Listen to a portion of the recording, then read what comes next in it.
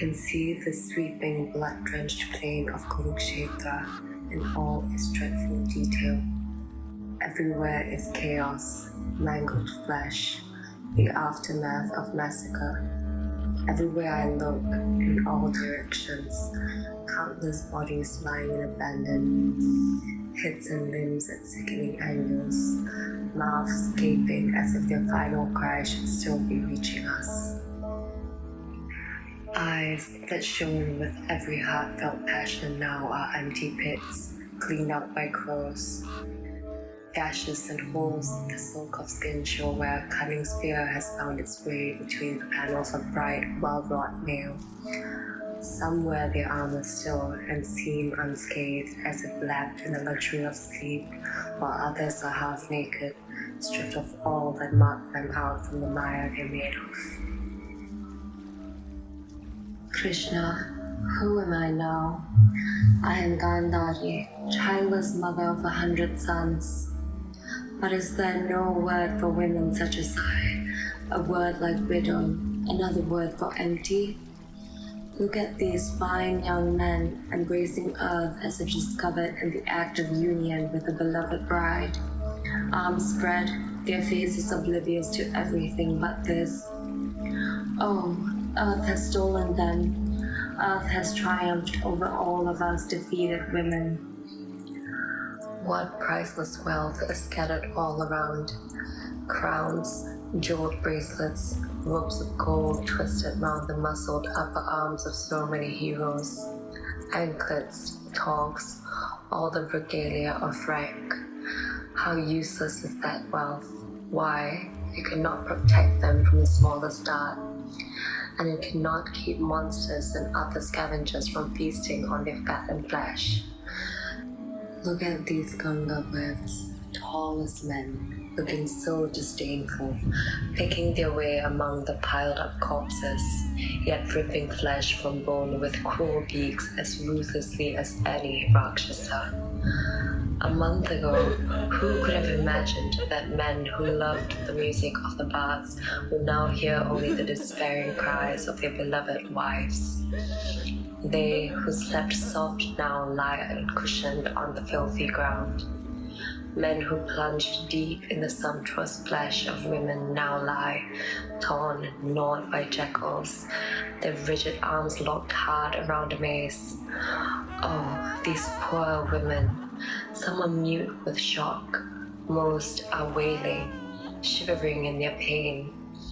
They call like cranes for mates that will never come.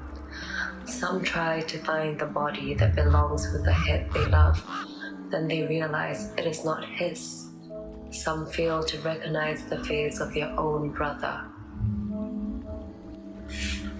And Krishna, there's Duryodhana. Oh, my tragic son, caked in blood, your strong legs smashed, distorted, your breastplate still in place. I remember how you looked when you asked for my blessing, full of pride and foolish hope. I knew then it must end in defeat. All I could manage were lukewarm words, not what you most wanted, not the heartfelt prayer for victory men need from women when they go to war. Time turns, you died a hero, Duryodhana. Devoted women once banned you to sleep, now only the urgent wings of hungry birds make a breeze around you. Here's your poor wife, Lakshmana's mother, weeping for her son and for you. That broad-hipped, lovely girl is huddling in the crook of your strong arm. No more good times for her. Disregarded, she'll spend her life alone. So many women, trying to wash blood off their men's dead faces. Others whirling, screeching like lunatics at vultures circling on creaking wings. What must we have done in a past life? What sin could have deserved this utter horror? And look at my other fine sons. There they lie, distinct in life, with differing looks and gifts, each with his individual voice, his laugh, no meat for undiscriminating crows. There is Abhimanyu, still beautiful, that brilliant warrior who outshone even his father.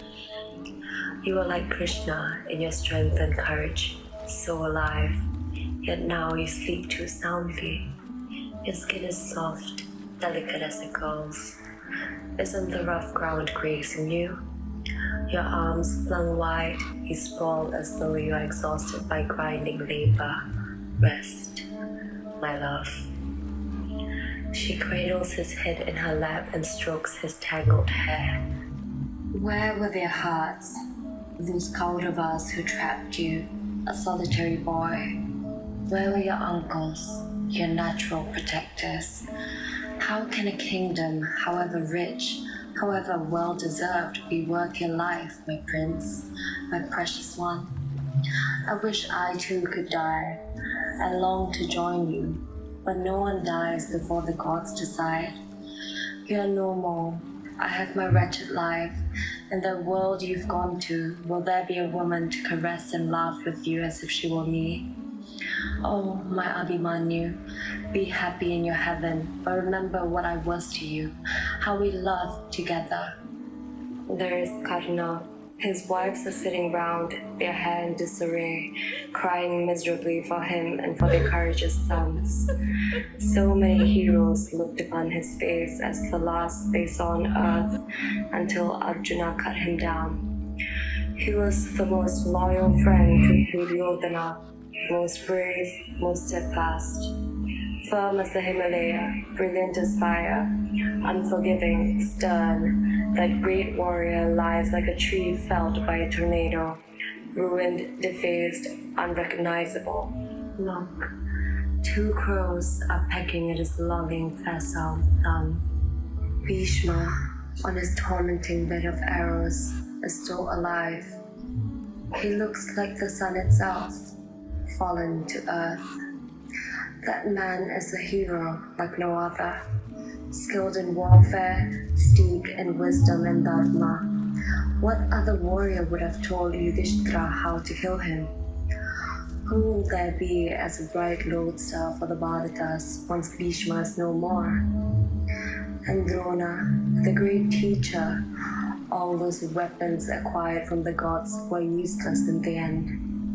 His wife is bathing it with her hot tears, mourning the hand that lately would have loosened her clothing, stroked her breasts, caressed her face.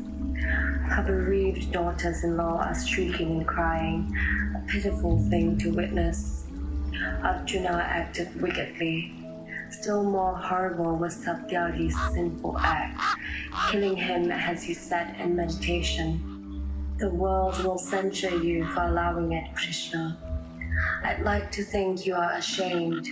So many shields strewn on the bloody field like fallen moons, and scattered spears and bows shining like shafts of sunlight in the gloom. Look at Shaguni, fallen where he belongs, that mischief maker. This war was his doing. He it was who stirred up the quarrel, as he loved to do. He hated the Pandavas. What a barbed tongue he had. But he died in battle. The hero's heaven awaits him, as it does all my brave sons. He cared for no one, not even himself. See, Krishna, his beautiful white parasol is gleaming in the light. His body is already burned. His grieving wives and daughters-in-law circle the pyre clockwise, heads covered, sobbing softly.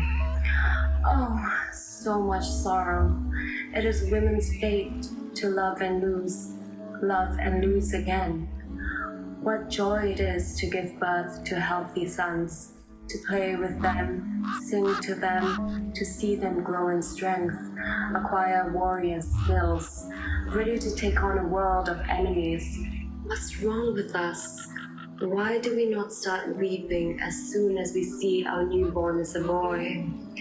But no, we glow with pride, as if this creature, these perfect arms and legs, this lusty voice, this future food for crows, were an achievement.